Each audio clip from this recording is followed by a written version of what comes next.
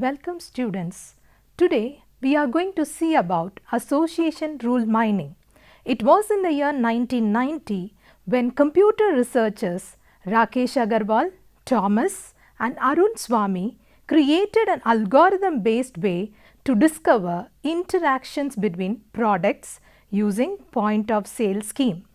The ideas behind association regulations can be traced back previously. The researchers were able to find connections between distinct items by applying the algorithms to supermarkets. Association rule mining is a method aimed at finding frequent trends, correlations, associations or causal constructions from information sets discovered in different types of databases like relational databases, transactional databases and other types of information repositories. The main use of this particular association rule mining is mainly to predict the occurrence of a specific item based on the occurrence of other items in the transactions. Because of a set of operations, association rule mining seeks to discover the patterns that allow us to predict an event. Association rule mining is the data mining method of discovering patterns between sets of things that can regulate connections and causal objects. Association rule mining is one of the ways to find patterns in data. It finds the following features. Features are nothing but the dimensions which occurs together or features which are correlated together. What does the value of one feature tell us about the value of another feature? For example, people who buy diapers are likely to buy baby powders. Or we can rephrase the statement by saying, if people buy diaper, then they buy baby powder. This is called if-then rule in association rule mining. This does not necessarily mean that if people buy baby powder, they buy diaper. In general, we can say that if condition A tends to B, it does not necessarily mean that B tends to A. Watch the directionality carefully in the above statement. When to use association rules? We can use association rules in any kind of data set where features take any of the two values, that is either 0 or 1. Some examples of association rule mining are market basket analysis, which is a very popular application of association rules. People who visit web page X are likely to visit web page Y is another example. People who have age groups between 30 and 40 and income more than 1000 rupees are likely to own home. The main applications of association rule mining are market basket analysis. This is the most typical example of association mining. Data is collected using barcode scanners in most supermarkets. This database is known as market basket database, which consists of a large number of records on past transactions. A single record lists all the items bought by a customer in one sale. Knowing which groups are inclined towards which set of items gives these shops the freedom to adjust the store layout and the store catalog to place the optimally concerning one another. Example is Reliance. The second application of association rule mining is medical diagnosis. Association rules in medical diagnosis can be useful for assisting physicians for curing patients. Diagnosis is not an easy process and has a scope of errors, which may result in unreliable end results. Using relational association rule mining, we can identify the probability of the occurrence of illness concerning various factors and symptoms. Further, using learning techniques, this interface can be extended by adding new symptoms and defining relationships between the new signs and the corresponding diseases. The third application is census data. Every government has tons of census data. This data can be used to plan efficient public services like education, health, transport, as well as help public businesses for setting up new factories, shopping malls, and even marketing particular products. This application of association rule mining and data mining has immense potential in supporting sound public policy and bringing forth an efficient functioning of a democratic society. The fourth important application is protein sequence. Proteins are sequences which are made up of 20 types of amino acids. Each protein bears a unique three-dimensional structure which depends on the sequence of these amino acids. A slight change in the sequence can cause a change in structure which might change the functioning of the protein. This dependency of the protein functioning on its amino acid sequence has been a subject of great research. Earlier, it was thought that these sequences are random, but now it's believed that they are not random. How association rules work? This is the question in many of our minds. Here is the answer for it. Basically, association rule mining involves using machine learning models to analyze trends or co-occurrence data in a database. It describes frequent items, if-then connections called association rules. These are two components to an association rule, a precedent which is represented by if and a consequent which is represented by then. A background is an object discovered in the information. An element discovered in combination is a consequence. If-then statements are discovered to be true sometimes. A third metric known as lift can be used to compare trust with anticipated trust. The rules of association are calculated from item sets consisting of two or more items. If rules are constructed from analyzing all possible item sets, so many rules could exist that the rules have little significance. This typically creates what is known as association rules. As I said earlier, association rules are nothing but if-then statements that demonstrate the likelihood of interactions in different kinds of databases between information items within big information sets. Association rule mining has a number of apps and is commonly used to assist in transactional data or medical information sets, discover sales correlation, and in medical diagnosis. In order to select interesting rules from the set of all possible rules, constraints on various measures of significance and interest are used. The best known constraints are minimum thresholds on support and confidence.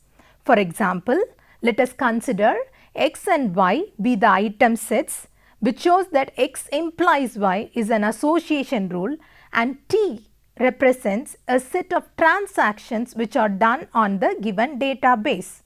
In association rule, we are using support and confidence. What is support? This gives the frequency, that is, number of times the item had occurred in the particular data set.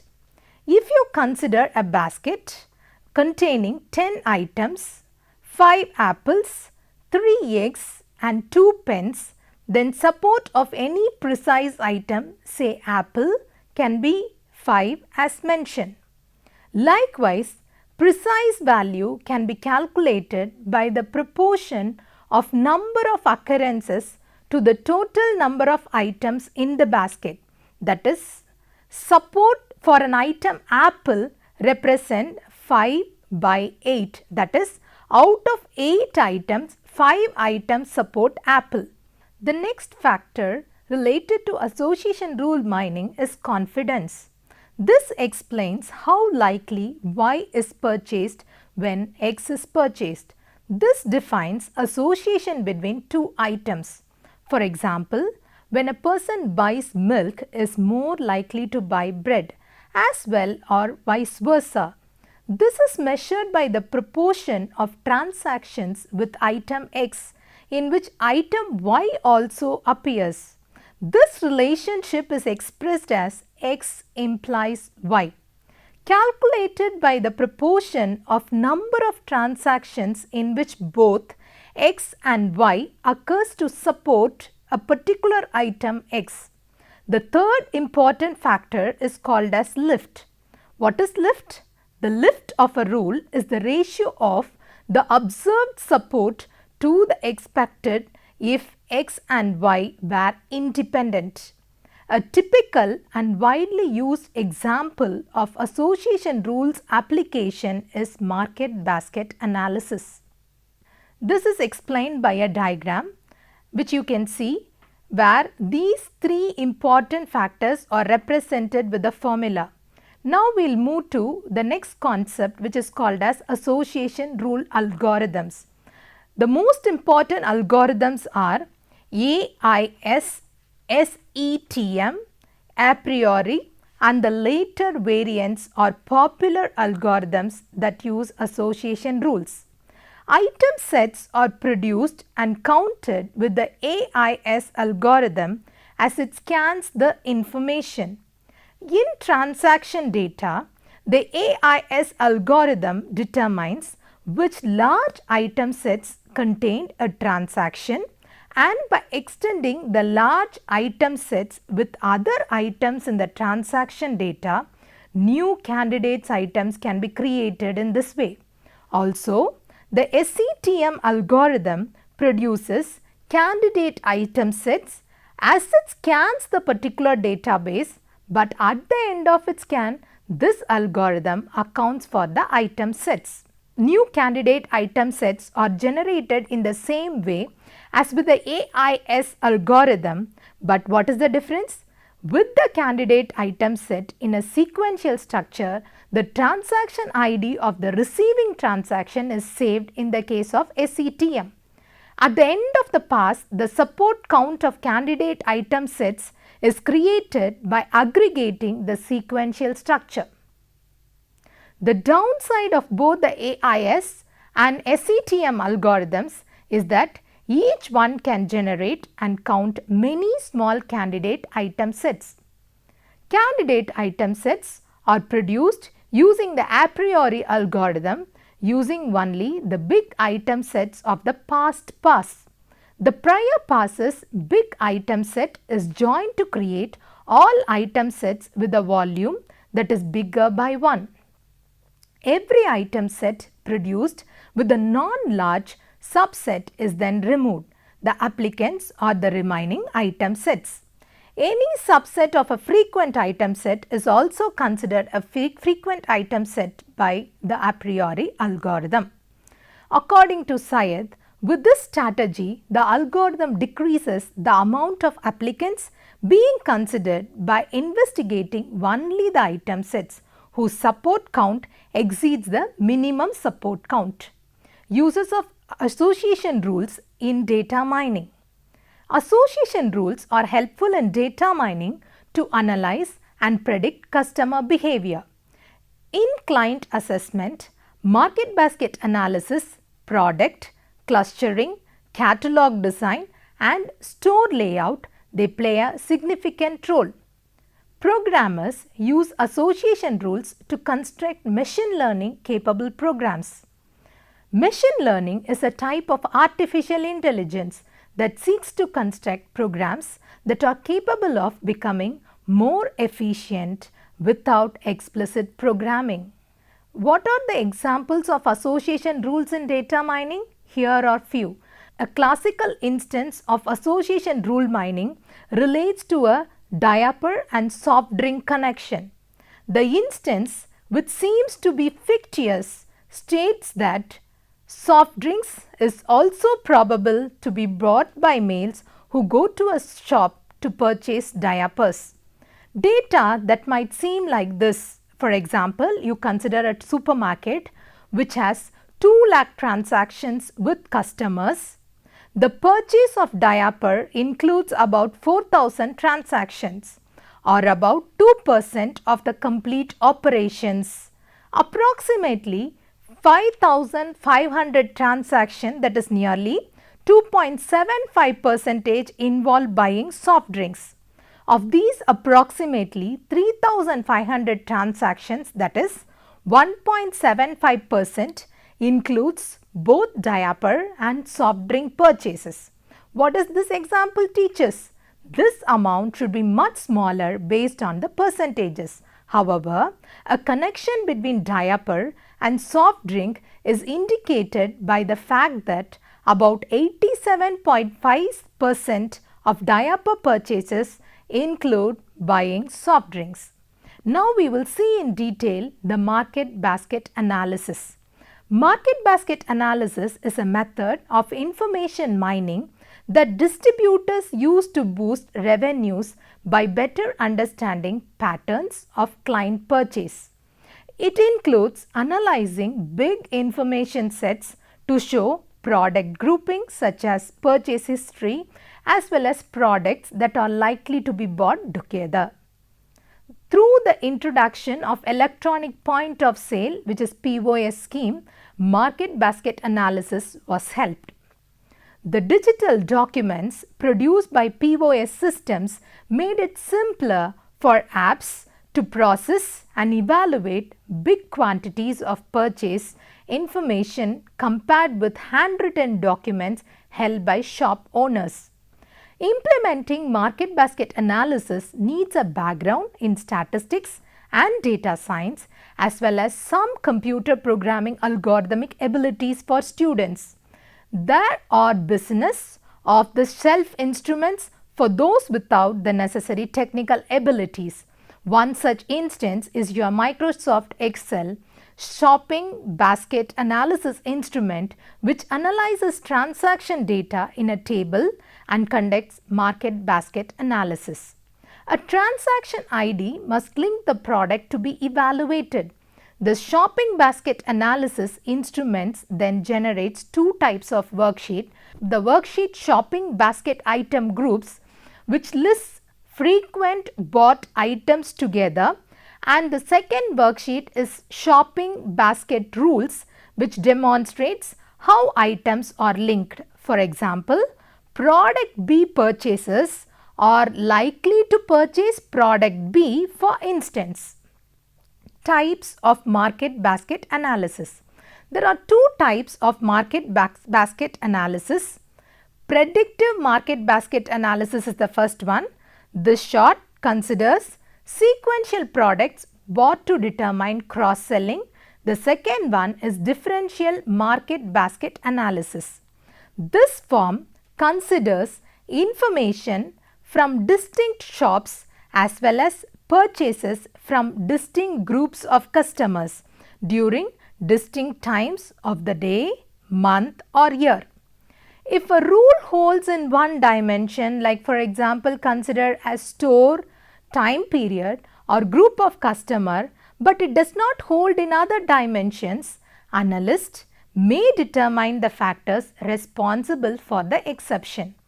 These insights can result in fresh product provides driving greater revenues for the shopkeepers. What are the algorithms that are associated with market basket analysis? Here are the few. Association rules are used in market basket analysis to predict the probability that products will be bought together. The rules of association count the frequency of items that happen together, attempting to discover connections that happen much more frequently than anticipated.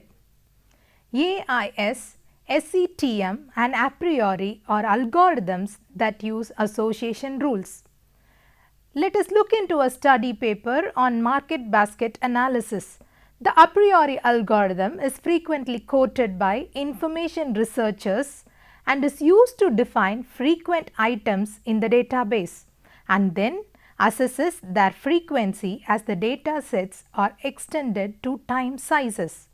The R rules package is an open source toolkit used by the R programming language for association rule mining. This package promotes the a priori algorithm as well as other mining algorithms, which includes NB miner, Opus miner, R-Keel and R-Sarusless regulations. Examples of market basket analysis is the Amazon website, which uses a well-known market basket analysis instance. Amazon introduces customers with associated products on a product page under the heading frequently purchased together, and customers who have also purchased this particular item also. Market basket analysis also applies to bricks and mortar shops. If assessment showed that magazine purchases often include buying a bookmark, which could be deemed an unexpected combination as the customer did not buy a book, then a range of bookmarks could be placed near the magazine rack by the bookstore. Given a set of transactions, we can find rules that will predict the occurrence of an item based on the occurrences of other items in the transaction. For example, consider a table which consists of the transaction ID and the items. The table shows the following transaction IDs and the item.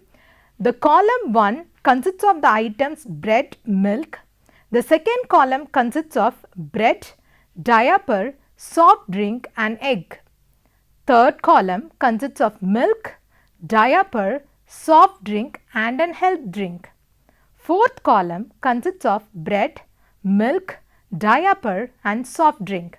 Fifth column consists of the following items: bread, milk, diaper and health drink.